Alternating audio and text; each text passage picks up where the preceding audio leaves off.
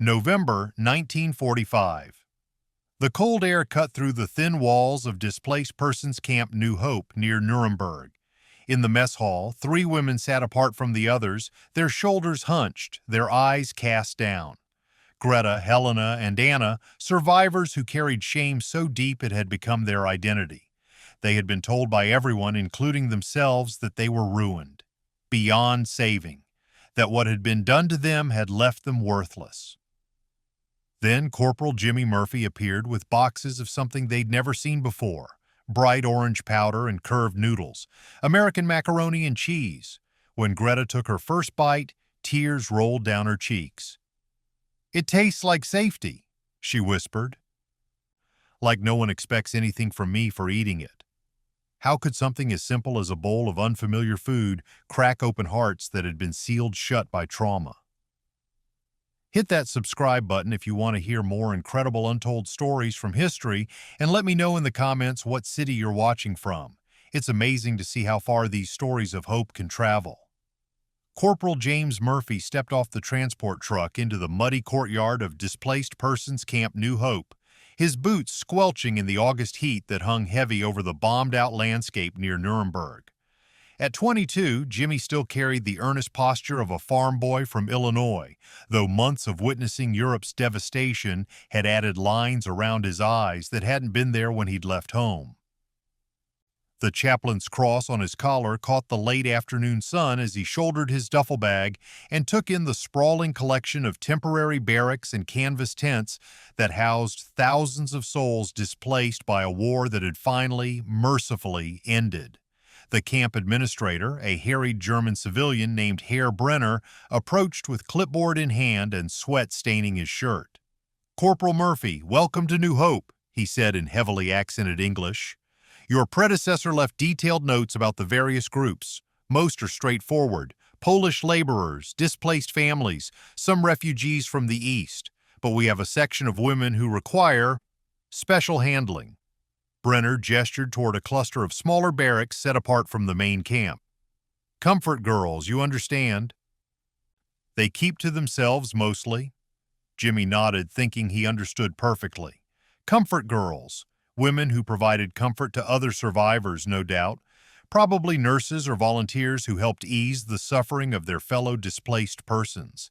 His sister Mary back home had always been that type, bringing soup to sick neighbors and sitting with grieving families after the Hendersons lost their boy in the Pacific.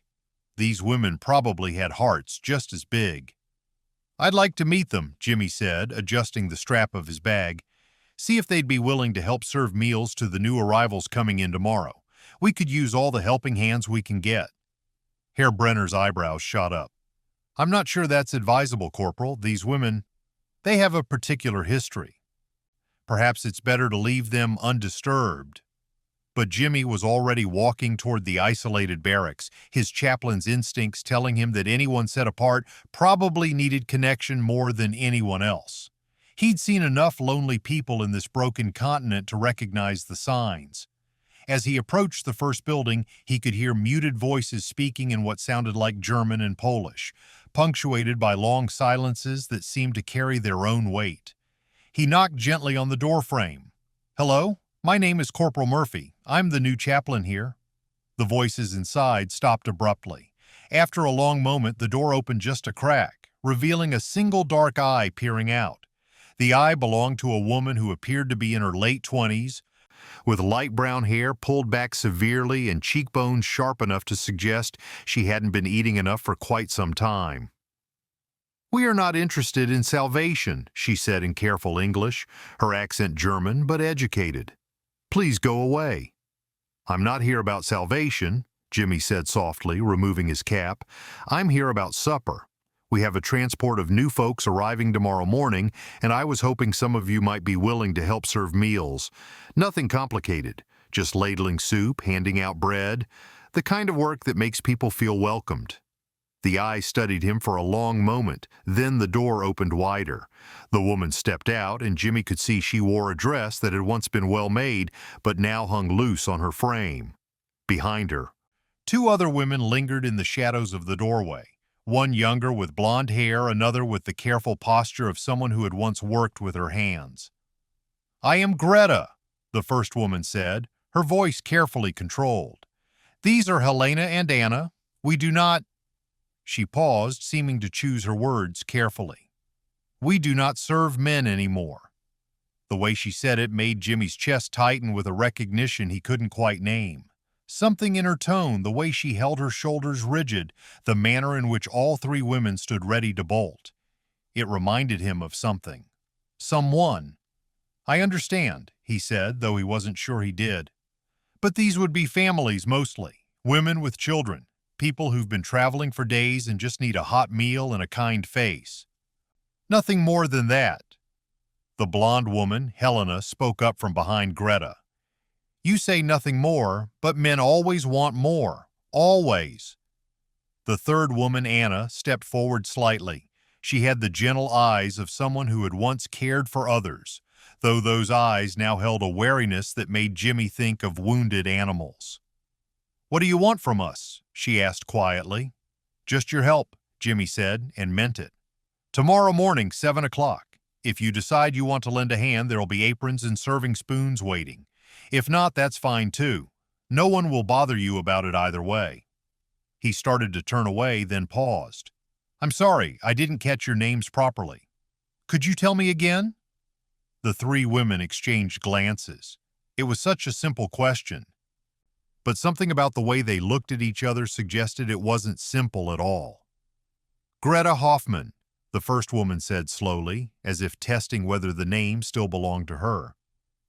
"Helena Kowalski," said the blonde, her Polish accent more pronounced than Greta's German one. "Anna Weber," whispered the third, so quietly Jimmy had to lean forward to hear. "It's a pleasure to meet you, Miss Hoffman, Miss Kowalski, Miss Weber," Jimmy said, touching the brim of his cap. "I hope to see you in the morning, but if not, I hope you have a peaceful evening." As he walked away, he heard the door close softly behind him, followed by urgent whispers in multiple languages. Something about the encounter left him unsettled, though he couldn't pinpoint why. The women's reaction reminded him uncomfortably of Mary after the incident with the drifter. That same combination of fear and defiance, the way she'd flinched whenever a man approached too quickly in those first weeks afterward. By the time he reached his own quarters, Jimmy had made a decision. Whatever had happened to Greta, Helena, and Anna, whatever had put that particular kind of wariness in their eyes, he was going to prove to them that not all men wanted to take something from them. Some men, he told himself firmly, just wanted to give something back. The next morning arrived gray and drizzling, turning the camp's dirt paths into streams of mud that clung to everything. Jimmy stood in the mess hall at 6:30. Arranging serving utensils on the long wooden tables and wondering if he'd been foolish to hope. The transport was due in half an hour, carrying 43 new refugees, according to the manifest, and he had volunteers lined up to help, but not the three women he found himself most hoping to see. At 7 o'clock sharp, as he was ladling practice spoonfuls of thin oatmeal into bowls, he heard the mess hall door creak open. He looked up to see Greta Hoffman standing in the doorway, her hair still pulled back severely but now covered with a clean headscarf.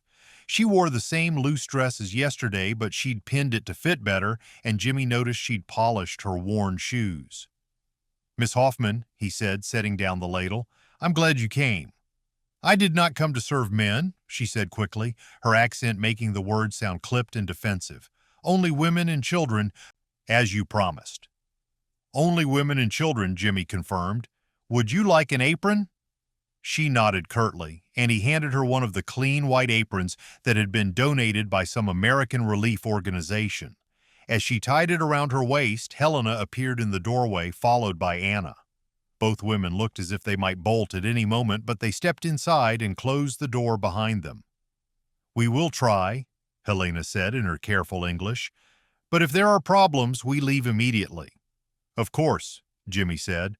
"Anna, there's an apron for you too, if you'd like." Anna moved forward with the quiet grace of someone who had once been accustomed to caring for others. As she accepted the apron, her fingers brushed Jimmy's briefly, and she didn't flinch away. It was such a small thing, but Jimmy felt as though he'd been given a gift. The refugees began arriving 20 minutes later, families carrying everything they owned in battered suitcases and cloth bundles, children clinging to their mothers' skirts, elderly men leaning heavily on walking sticks carved from tree branches. Jimmy had seen hundreds of such groups over the past months, but watching Greta, Helena, and Anna respond to them was like watching flowers turn toward sunlight. Greta positioned herself at the bread station and began organizing the loaves with an efficiency that spoke of natural leadership. She didn't just hand out bread, she assessed each family, giving larger portions to those with children, saving the freshest loaves for the elderly. When a Polish woman approached with 3 small daughters, Greta spoke to her in what Jimmy realized was fluent Polish, her face softening as she listened to the woman's story. "She says they have been walking for 6 days," Greta translated for Jimmy. "The little one has been crying for her doll, left behind in their village." Without being asked, Greta disappeared for a moment and returned with a small cloth doll that someone had donated to the camp stores. She knelt to the child's level and presented it with a formality that made the little girl's eyes go wide with wonder. The mother began to cry, but these were different tears than the ones Jimmy had become accustomed to seeing in the camp. These were tears of gratitude rather than grief. Helena had stationed herself with the children, and Jimmy watched in amazement as she produced paper and pencil stubs from her pocket and began sketching.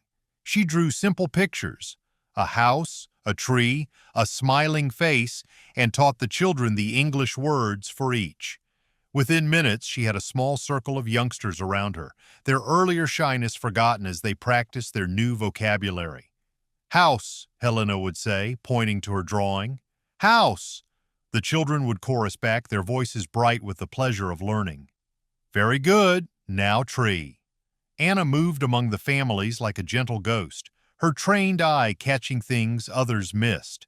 She noticed an elderly man favoring his left leg and quietly brought him an extra blanket to cushion his seat. She spotted a woman with a persistent cough and made sure she received the warmest soup. Most remarkably, she did all of this without being asked and without drawing attention to herself. As the morning wore on, Jimmy found himself watching the 3 women more than the refugees they served. Something was happening to them.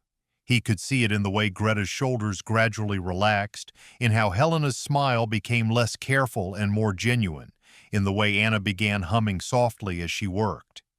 It was Miss Margaret Sinclair, the UNRWA administrator, who finally provided him with context he hadn't realized he needed. She appeared at his elbow during a lull in the serving, a capable woman in her mid-30s with intelligent eyes and graying hair pinned back in a practical bun. "I see you've recruited our special cases," she said quietly, watching as Greta helped an elderly German woman navigate the food line. "Special cases?" Jimmy asked. Miss Sinclair studied his face carefully. "Those 3 women, Corporal, they weren't ordinary refugees. They were forced into service during the war. Brothels, if you understand my meaning. For officers, soldiers, workers in the industrial camps." Jimmy felt something cold settle in his stomach. He looked at Greta, who was now teaching a young mother how to make the thin soup more nutritious by crumbling bread into it, and tried to reconcile what he was seeing with what Miss Sinclair had just told him. "They've been carrying that shame since they arrived," Miss Sinclair continued. "Most people in the camp avoid them, and they've learned to expect it. What you're doing here, treating them as if they have something valuable to contribute, it's the first time I've seen them look like human beings instead of ghosts." Jimmy watched as Helena successfully taught a group of children to count to 10 in English, their laughter ringing through the mess hall like church bells. He saw Anna gently examining a baby who had been fussing, her touch so careful and sure that the infant calmed immediately in her arms. He observed Greta organizing the remaining supplies with the skill of someone who understood how to make limited resources stretch to feed everyone who needed feeding. "They do have something valuable to contribute," Jimmy said quietly. "They're some of the most capable people I've met in this entire camp." Miss Sinclair nodded approvingly. "The question is whether you'll still think that when other people start talking. There's already been some grumbling about why you're giving special attention to women like these." Jimmy looked at her sharply. "Women like what?" Women who made compromises to survive, she said diplomatically. Compromises? Jimmy's voice rose slightly, causing several refugees to glance in his direction. He lowered it immediately. Miss Sinclair, with respect, what exactly do you think these women chose? Her smile was sad but approving. Nothing, Corporal. They chose nothing at all. That's what makes this so remarkable. November brought the first real cold to Camp New Hope, and with it came a supply shipment that had Jimmy Murphy more excited than he'd been in months. 3 cases of Kraft macaroni and cheese sat stacked in the supply tent, their bright yellow boxes promising something Jimmy was certain would lift everyone's spirits. He'd grown up on the stuff during the lean years when his family's farm struggled, and the memory of that familiar comfort food made him homesick in the best possible way. You're grinning like a fool, Miss Sinclair observed as she helped him inventory the shipment. It's pasta, Corporal, not Christmas morning. It's not just pasta, Jimmy said, hefting one of the boxes. It's American macaroni and cheese. Wait until you taste it. Creamy, cheesy, fills you right up. My mother used to make it when we needed something hearty but didn't have much to work with. Everyone's going to love this. Over the past 2 months, Greta, Helena, and Anna had become integral to the camp's daily operations. Greta had proven herself invaluable at managing supply distribution, her organizational skills and multilingual abilities making her the unofficial liaison between the administration and the refugees. Helena had established an informal school for the camp children, teaching them English using whatever materials she could scrounge. Scraps of paper, pieces of charcoal, even scratching letters in the dirt when nothing else was available. Anna had become the camp's unofficial medical assistant, her gentle competence with the sick and injured earning her the trust of refugees who initially feared anyone in any kind of authority. The 3 women had also become something Jimmy hadn't expected.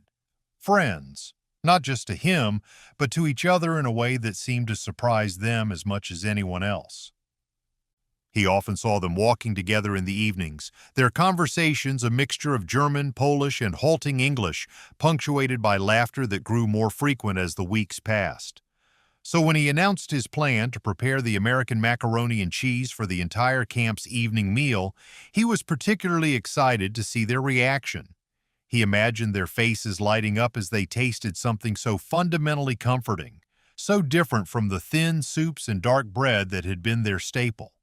The preparation took most of the afternoon. Jimmy boiled pot after pot of the curved noodles, mixed them with the bright orange cheese powder and milk powder reconstituted with camp water, and stirred until everything combined into the familiar creamy orange dish that represented home and comfort to him. The entire mess hall filled with the distinctive aroma, and Jimmy found himself practically bouncing on his toes with anticipation.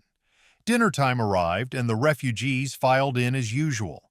Jimmy stood behind the serving table with his ladle, spooning generous portions of the orange macaroni onto each plate. The early reactions were mixed. Some refugees accepted the unfamiliar dish with polite curiosity. Others looked skeptical but took it anyway. A few children wrinkled their noses but were encouraged by their parents to try it. Then Greta, Helena, and Anna approached the serving table together, as had become their custom. Jimmy served each of them with extra enthusiasm, waiting for their faces to light up with the same comfort he'd always found in the dish. Greta took her plate and found a seat at one of the long tables. She lifted a forkful to her mouth, chewed thoughtfully, and then Jimmy watched in alarm as tears began streaming down her cheeks. Not tears of joy. These were different tears, deeper somehow. Helena tasted hers next and immediately set down her fork, staring at the orange mixture as if it were something miraculous. Es schmeckt wie, she started in German, then switched to English. It tastes like safety, like no one expects anything from me for eating it. Anna had taken only a small bite, but she was crying now too, her shoulders shaking slightly. In my village, she said quietly, we had such different food. My grandmother's hands making dumplings. I had forgotten that food could just be food, not payment, not obligation, just food. Jimmy felt his excitement drain away. replaced by something much more complex. Around the mess hall, he could see other refugees having similar reactions. Not the delighted surprise he'd anticipated, but something rawer, more profound. A young Polish woman was crying into her plate. An elderly German man sat staring at his portion as if trying to solve a puzzle. "It's so orange," Greta said finally, wiping her eyes with the back of her hand. "Like sunshine. I haven't thought about sunshine in years. Just surviving until the next day and the next. But this color, it's like hope has a flavor." Helena nodded, taking another careful bite. "At home we had pierogi. My babcia would make them with potatoes and cheese, and the whole house would smell like comfort. This tastes nothing like that, but somehow—" She paused, searching for words. "Somehow it feels the same inside." Jimmy sank into the seat across from them, his own plate untouched. He'd been so focused on sharing something he loved that he hadn't considered what the act of eating unfamiliar food might mean to people who had been starved not just of calories but of choice, of safety, of the simple pleasure of eating without fear or obligation. "I'm sorry," he said. "I thought it would be a treat. I didn't realize—" "No," Anna said firmly, reaching across the table to touch his hand briefly. "Do not apologize. This is—" She gestured to her plate, then to the mess hall full of refugees experiencing their own complex reactions to the strange American dish. "This is good tears, healing tears." In the camps, Greta said quietly, food was always about power. Who had it, who controlled it, what you had to do to get it. Even here, sometimes I still feel that way, grateful but also afraid that gratitude means debt. She took another bite of the macaroni, chewing slowly. "But this food, it's so strange to us that it can't carry those old meanings. It tastes like a blank page." Helena laughed suddenly, a sound that surprised all of them. "My students would have been so confused by this orange noodles. They would have asked 100 questions. Why is it this color? Where does the cheese come from? How do you make the shapes so perfect?" Her laughter died down, but her smile remained. "I think they would have loved it once they understood it was supposed to taste like this." The mess hall had grown quieter as the meal progressed, the usual chatter replaced by a more thoughtful atmosphere. Jimmy realized he was witnessing something he'd never seen before, an entire room of people encountering not just new food, but the radical concept that food could exist without strings attached, that nourishment could come without cost or compromise. When Anna finally spoke again, her voice was so soft he had to lean forward to hear her. "In the medical corps, we learned that sometimes the body remembers trauma in ways the mind cannot process. But perhaps the body can also remember safety, yes? Perhaps taste buds can learn trust again, one strange orange bite at a time." As they finished their meal, Jimmy understood that he had given them something, but not what he'd intended. He'd meant to share comfort food. Instead, he'd accidentally provided something more precious, the experience of eating something unmarked by their past, untouched by expectation or obligation. In its very unfamiliarity, the American macaroni and cheese had become a small bridge between the people they had been forced to become and the people they might yet choose to be. February brought news that shattered the fragile peace Jimmy had watched grow in the women's section of Camp New Hope. Major Clayton arrived on a gray morning with paperwork and pronouncements, his boots clicking against the frozen ground as he strode through the camp with the efficiency of a man accustomed to making hard decisions quickly. Jimmy found him in the administration tent, spreading documents across Miss Sinclair's desk while she watched with the careful expression of someone who had learned to read military bureaucracy like storm clouds. "Corporal Murphy," Major Clayton said without looking up from his papers. "Good timing. We're restructuring the camp operations. Budget constraints, you understand. Washington wants these displaced persons integrated into German civilian facilities by April. More cost-effective than maintaining separate Allied operations." Jimmy felt something cold settle in his chest. "All of them, sir?" "Most of them. The families, the laborers, the standard refugees, they'll transition to German administration. Clean, efficient, gets us out of the humanitarian business so we can focus on more pressing military concerns." Clayton finally looked up, his pale eyes matter-of-fact. There is one group that presents particular challenges, however. The women in the isolated section. The ones who were compromised during the war. Miss Sinclair spoke for the first time, her voice carefully controlled. Compromised, Major? Let's not mince words, Miss Sinclair. Prostitutes. Women who collaborated with enemy forces in an intimate capacity. The German civilian authorities have made it clear they don't want responsibility for that particular population. Understandable, really. These women made their choices during the occupation, and now they'll have to live with the consequences. The words hit Jimmy like a physical blow. He thought of Greta's careful organization of supplies, ensuring no family went without what they needed. He pictured Helena's makeshift classroom where she patiently taught children to read using whatever scraps of paper she could find.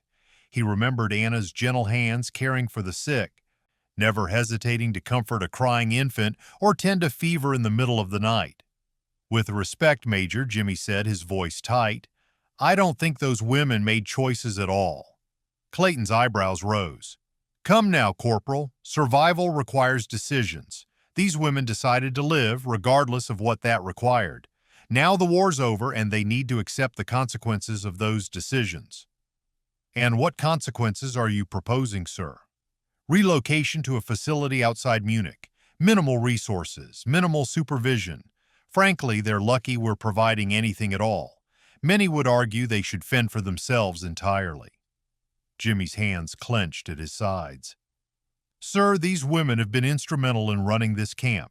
Greta Hoffman has managed our supply distribution better than any quartermaster I've seen. Helena Kowalski has taught dozens of children to read and write. Anna Weber has provided medical care that saved lives. They're not problems to be disposed of, they're assets. Assets? Clayton's laugh was cold. Corporal, I think you've been spending too much time playing chaplain and not enough time thinking like a soldier. These women are damaged goods. Whatever skills they might possess, their history makes them unsuitable for positions of responsibility or trust. The German authorities won't accept them, the refugees don't respect them, and frankly, association with them reflects poorly on Allied moral standards. Before Jimmy could respond, he heard a sharp intake of breath from the tent entrance. He turned to see Greta standing frozen in the doorway, her face pale as winter sky.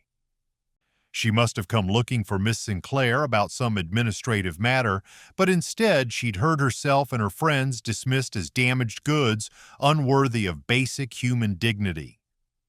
I'm sorry, she said in her careful English, her voice barely above a whisper. I did not mean to interrupt. Actually, Major Clayton said, straightening his papers with brisk efficiency, this concerns you directly. Miss Hoffman, isn't it? You and the other women in your section will be relocating within the month. I trust you'll inform the others and begin preparations accordingly. Greta's composure cracked, just for a moment, and Jimmy saw the terrified girl she must have been when the war first took everything from her, but then her shoulders straightened, and she looked directly at Major Clayton with a dignity that made Jimmy proud and heartbroken simultaneously. You think we chose this, she said, her accent making the words precise and cutting. You think we wanted to survive. You think we looked at what they offered us, life in exchange for our bodies, and said yes because we were weak or selfish or eager to collaborate. Clayton shifted uncomfortably, clearly not expecting to be challenged. Miss Hoffman, I understand survival instincts, but— No, Greta interrupted, her voice growing stronger. You understand nothing. You think we chose to live. But you know what we really chose? We chose not to die. There is a difference, though perhaps it is too subtle for military minds to grasp. She turned to leave, then paused.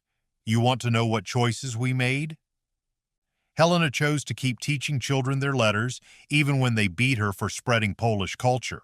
Anna chose to smuggle medicine to Jewish prisoners, even when they threatened to kill her for treating Untermensch. I chose to help my neighbors hide their valuables from Nazi searches, even though that's what marked me as a social and put me in their system in the first place. Those were our choices, Major. Everything else was just trying to stay alive long enough to make more choices. The tent fell silent except for the wind rattling the canvas walls. Clayton gathered his papers with mechanical precision, clearly uncomfortable with the emotional turn the conversation had taken. Miss Sinclair watched Greta with something approaching admiration, while Jimmy felt as though he was seeing her clearly for the first time. "Regardless of past circumstances," Clayton said finally, "the decision has been made. Resources are limited, and we must prioritize populations that can be successfully reintegrated into society. I'm sorry if this seems harsh, but military efficiency requires difficult choices." After Clayton left, Jimmy found himself alone with Miss Sinclair and Greta, the weight of impending separation heavy in the small space. Greta sat down heavily in one of the folding chairs, suddenly looking every day of her 28 years, and then some. "We knew this day would come," she said quietly. "We just hoped. We had started to hope that maybe we had proven ourselves useful enough to matter." "You do matter," Jimmy said fiercely. "You all matter more than any bureaucrat's budget calculations or any politician's moral posturing." Greta smiled sadly. "You have been kind to us, Jimmy. Kinder than we expected from any man, especially any American man. But kindness from individuals cannot overcome institutional indifference. We learned that lesson long before we met you." Jimmy looked at Miss Sinclair, who had been uncharacteristically quiet during the exchange. Her face showed the same helpless frustration he felt burning in his own chest.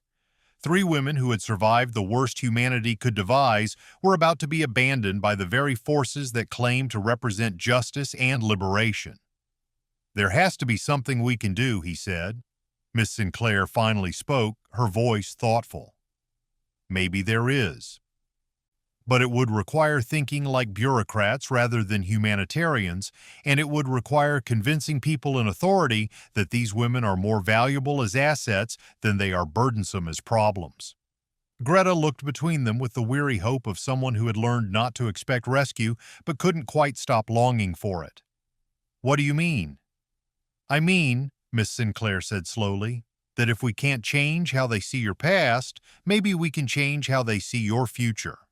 The plan Miss Sinclair proposed required what she called strategic reframing, which Jimmy quickly learned was a polite way of saying they needed to make the military care more about efficiency than morality. Over the next 2 weeks, while Greta, Helena, and Anna continued their daily work with the heavy knowledge of impending displacement hanging over them, Jimmy and Miss Sinclair crafted a proposal that would either save the women or confirm their abandonment once and for all. "We don't ask for charity," Miss Sinclair explained as she typed the final draft on her battered typewriter. "We propose a solution to a problem the military doesn't even know it has yet. What happens when we close these camps and suddenly have thousands of displaced women scattered across Germany with no support system? They become someone else's problem. Local authorities, relief organizations, eventually the German government we're trying to stabilize. But if we create a pilot program using women who already understand trauma, displacement, and survival, we solve multiple problems at once." Jimmy read over her shoulder as she worked. The language was deliberately bureaucratic, full of phrases like administrative efficiency and resource optimization and cost-effective integration protocols. But beneath the military jargon lay a simple human truth. Greta, Helena, and Anna had become exactly what they'd always been underneath everything else. Women who took care of other women who needed taking care of. The breakthrough came when Helena quietly mentioned that 3 more transports of displaced women were scheduled to arrive from the eastern zones, many of them carrying their own invisible wounds from the war's brutalities. "They will be like we were," she said softly, watching Jimmy practice his presentation in the empty mess hall. "Afraid, ashamed, certain that no one will see them as human beings. Who better to help them than women who have walked the same path?" That became the centerpiece of their proposal, a women's rehabilitation program that would employ survivors like Greta, Helena, and Anna as paid administrators helping newly arrived displaced women. Not charity cases to be managed, but skilled professionals addressing a genuine operational need. Miss Sinclair built the budget around existing allocations, showing how they could actually save money by reducing the administrative burden on overwhelmed military personnel. Jimmy practiced his presentation until he could deliver it without betraying how much it meant to him personally. When the day came to face General Lucius Clay's review board, he stood at attention before 5 officers in pressed uniforms and spoke about logistics and resource allocation while thinking about 3 women who deserved better than to be discarded by the very forces they'd helped serve. "The women you're proposing to employ," interrupted Colonel Webb, a thin man with skeptical eyes. "They have particular histories that might make them unsuitable for positions of authority over other displaced persons. Morale considerations, you understand." Jimmy had prepared for this question, though it still made his jaw tighten. "Sir, these women have demonstrated exceptional competence in exactly the kind of work this program would require. Miss Hoffman has managed supply distribution for 600 refugees without a single complaint of unfairness or favoritism. Miss Kowalski has taught literacy to over 40 children using improvised materials. Miss Weber has provided medical assistance that our own medics have praised as professional grade." "But their backgrounds, Corporal," Colonel Webb pressed. "Other displaced persons might not respect women who made certain compromises during the war." "With respect, sir," Jimmy said, his voice steady despite the anger rising in his chest. "I've observed these women work with refugees from a dozen different countries and circumstances. The displaced persons don't see compromised women. They see competent administrators who speak their languages, understand their fears, and work harder than anyone else in the camp to make sure their needs are met." General Clay had been silent throughout the presentation, studying the proposal documents with an unreadable expression. Finally, he looked up. "The budget numbers work?" "Yes, sir," Miss Sinclair interjected. "Actually saves money compared to current operational costs while addressing a growing administrative burden." "And you believe these women can handle the responsibility?" Jimmy thought of Greta organizing supplies with mathematical precision, Helena teaching children with infinite patience, Anna caring for the sick with gentle competence. "Sir, I believe they're the most qualified people for this work that we're likely to find." General Clay was quiet for a long moment, then nodded curtly. 6-month trial period. Full evaluation at 3 months. If it works, we expand it. If it doesn't, we terminate immediately. He looked directly at Jimmy. "This program succeeds or fails on results, Corporal. Personal feelings won't save it if it doesn't produce." Jimmy found himself outside the administration building 20 minutes later, holding signed authorization papers and feeling as though he might collapse from relief. Miss Sinclair emerged behind him, her usually composed face showing the first genuine smile he'd seen from her in months. "We did it," she said simply. The hardest part was telling Greta, Helena, and Anna. Jimmy found them in the mess hall, preparing for the evening meal service with the quiet efficiency that had become their trademark. When he explained what had happened, they listened with the careful attention of women who had learned not to trust good news until they understood its full implications. "You mean we would be employees?" Greta asked. "Not refugees being helped, but women helping others?" "Paid positions," Jimmy confirmed. "Official administrative roles with real authority and responsibility." Helena's eyes filled with tears. "I could teach again? Really teach, not just scratch letters in the dirt?" "You could develop an entire literacy program, design curriculum, train other teachers, create materials. Whatever you think displaced women and children need most." Anna was the quietest, her hands folded in her lap as she processed what she was hearing. "And the medical work? I could help women who are hurt or sick without anyone questioning my right to touch them." "You'd be the program's medical coordinator," Jimmy said, "training other women in basic care, managing health protocols, working directly with our medical staff as an equal." The silence that followed was different from any Jimmy had experienced with them before. Not the wary quiet of women waiting for bad news, but the stunned stillness of people trying to absorb an unexpected gift. Finally, Greta spoke, her voice barely above a whisper. "Why did you do this for us?" Jimmy thought about all the reasons he could give, the practical ones about their competence, the moral ones about justice, the personal ones about his sister back home. But in the end, he settled on the simplest truth.